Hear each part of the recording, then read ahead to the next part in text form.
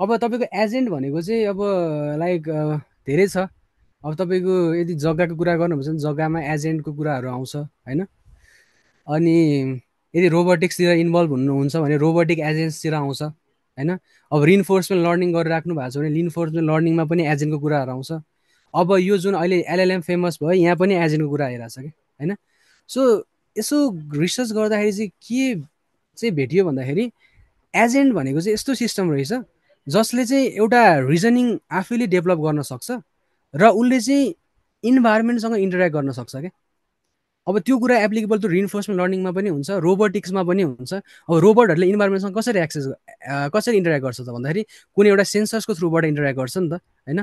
त्यस्तै कुरा अब हाम्रो नर्मल यो जग्गाको कुराको एजेन्टहरूले पनि अब त्यसमा पनि अब एजेन्ट भनेपछि दिमागमा त्यही आउँछ होइन। सो त्यसमा पनि अब त्यस्तो एजेन्टको चाहिँ मल्टिपल मान्छेहरू मल्टिपल जुन प्लटिङदेखि लिएर यताउतासँग इन्टरेक्ट गरेर हुन्छ, जस उनीहरूको एउटा रिजनिङ प्रोसेस हुन्छ र उनीहरूले चाहिँ इन्भाइरोमेन्टसँग इन्टरेक्ट गरेर युजर अथवा कोही मान्छेको चाहिँ प्रब्लम सल्भ गरेर आउँछ। सो यो सबै एजेन्टहरूको चाहिँ एउटा कमन सिनेरियो छ जुन चाहिँ उसले रिजनिङ गर्न सक्छ, इन्भाइरोमेन्टसँग इन्टरेक्ट गर्न सक्छ है। अब यही कुरा चाहिँ एप्लिकेबल टु हाम्रो यो एलएलएम बेस्ड एजेन्टमा पनि हुन्छ है। अब एजेन्ट अब ओके यसमा चाहिँ अब एजेन्ट भनेको चाहिँ के हो बुझौँ है त।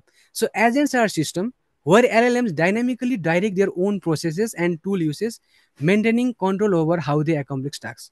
यसमा चाहिँ के हुन्छ भन्दाखेरि एजेन्टमा चाहिँ यो हामीले जुन अहिले पढ्न खोजेको एजेन्टमा चाहिँ एलएलएमले चाहिँ रिजनिङ प्रोसेसहरू गर्छ, प्लानिङहरूदेखि लिएर के रिजनिङ गर्न सक्ने त्यो रिजनिङ एलएलएमले गर्ने भयो होइन।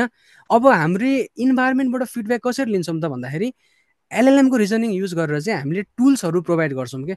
अघि तपाईँले हुइज प्रेसिडेन्ट अफ नेपाल भन्नुभएको एक्जाम्पल हेर्नु भएको थियो भने मैले त्यो क्वेसन गरेपछि एलएलएमले एउटा रिजनिङ गरेको थियो।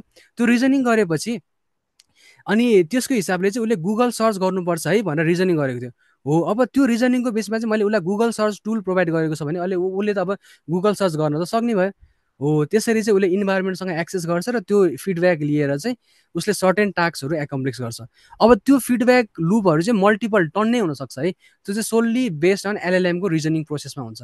यदि यदि एलएलएमलाई थाहा भयो कि यो इन्ड गर्नुपर्छ भने उसले रिजनिङ प्रोसेस इन गर्छ।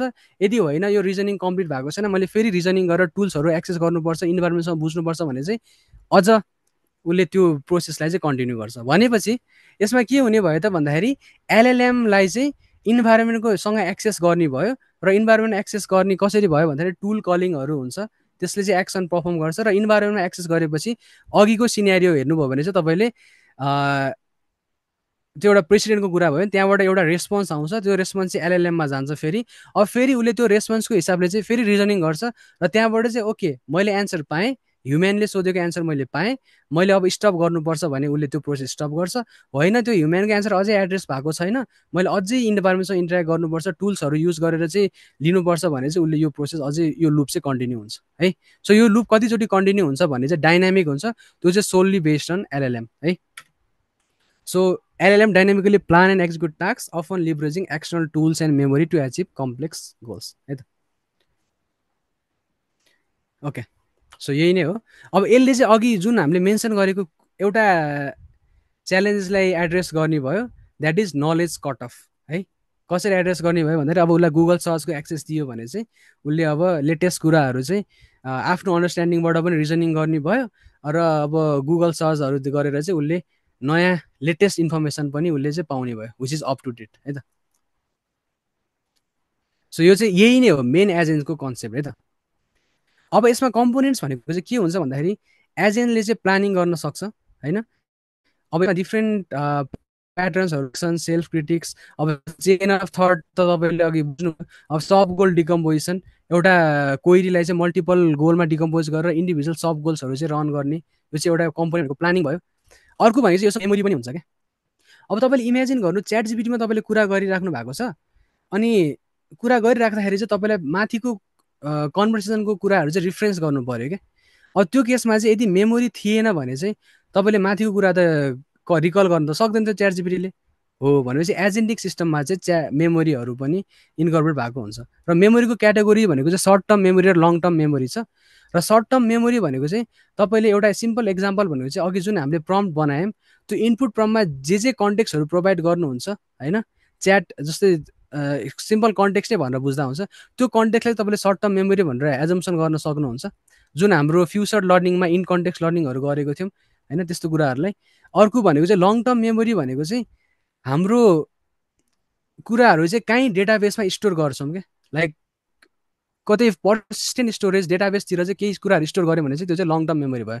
अब त्यो भनेको पनि एजेन्टले एक्सेस गर्न सक्ने भयो है त। सो दुईवटा कम्पोनेन्ट भनेको यो भयो। अर्को भनेको चाहिँ टुल्स।